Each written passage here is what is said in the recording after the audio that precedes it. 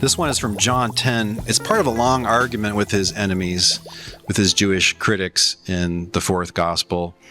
And what he has basically just said is that he and God are cooperating in, gathering in the saved, basically. And he says, the Father and I are one. Now, this is an ancient way of saying that we are on the same team, we're doing the same thing, we're about the same purpose, that kind of thing. I could agree with that, I suppose. However, I think it goes well beyond that.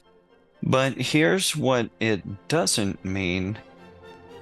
I and the Father are one. It doesn't mean one essence. This is not what it means. It doesn't mean I and the Father are one essence. And really, a lot of Trinitarians agree on that, though. But you have to understand, when it says the Jews in the fourth gospel, usually that means his Jewish critics, the Jews who rejected Jesus. And they are very often portrayed as stupidly, spiritually blind knuckleheads. They're almost like rodeo clowns, like they come out and run around and keep you entertained every once in a while. I disagree there. I don't think John makes the Jews into knuckleheads or rodeo clowns. Right, like the guy who's, when Jesus mentions being born again, he's like, oh, I have to go back in my mother? Like, and he's kind of a better character too, but he just, he's like stupidly, literally interpreting things. Okay. Well, being a son of Abraham, Isaac, and Jacob was extremely important.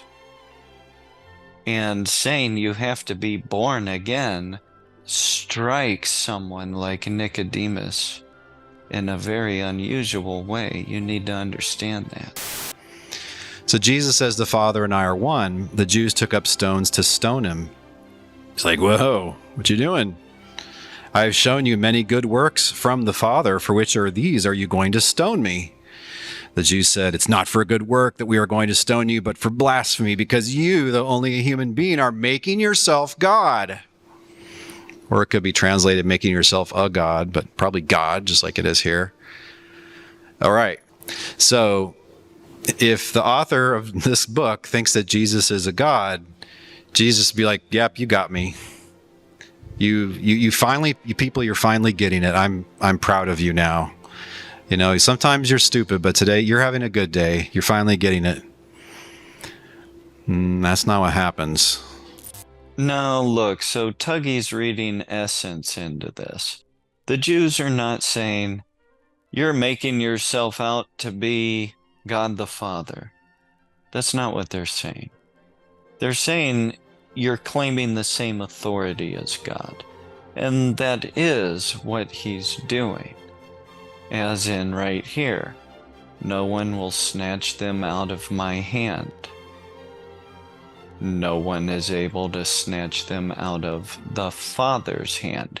See how he's describing the same thing for himself as he does for the Father?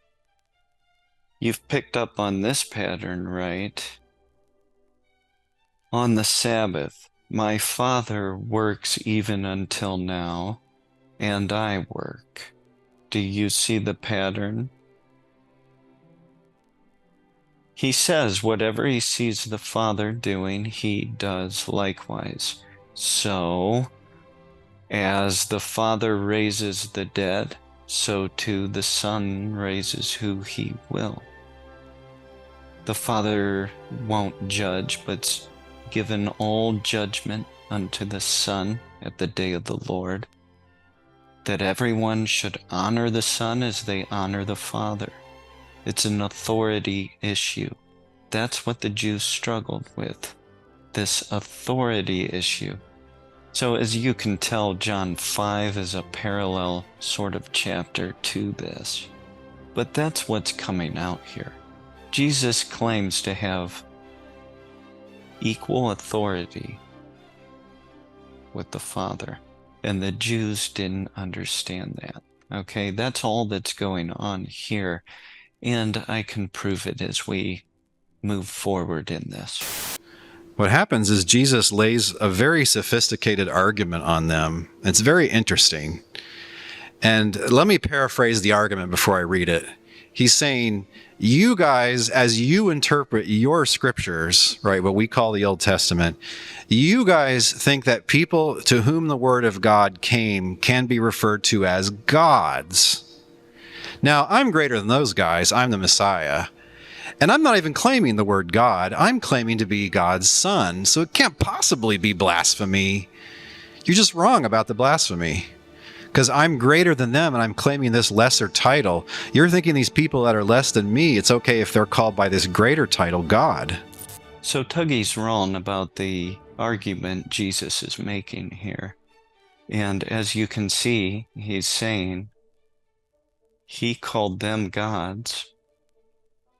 I said, I am the Son of God. He has the authority to do this. That's the point. Right, that's his argument.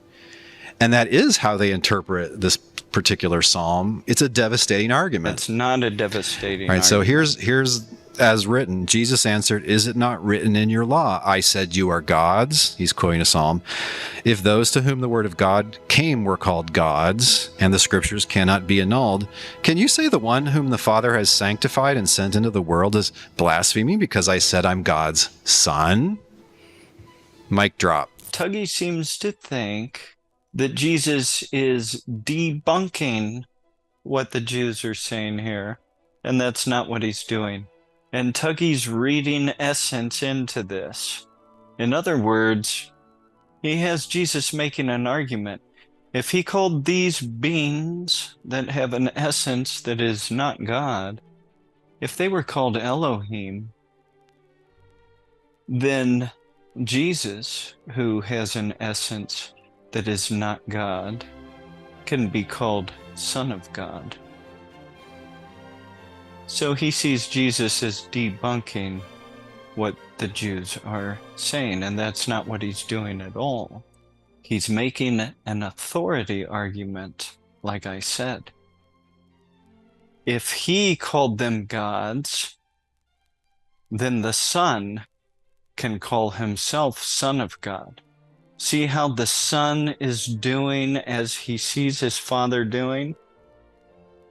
Whatever he sees the Father do, he can do likewise. And this is an authority issue. Again, just like earlier, he said, no one can snatch them out of my hand. No one can snatch them out of the Father's hand.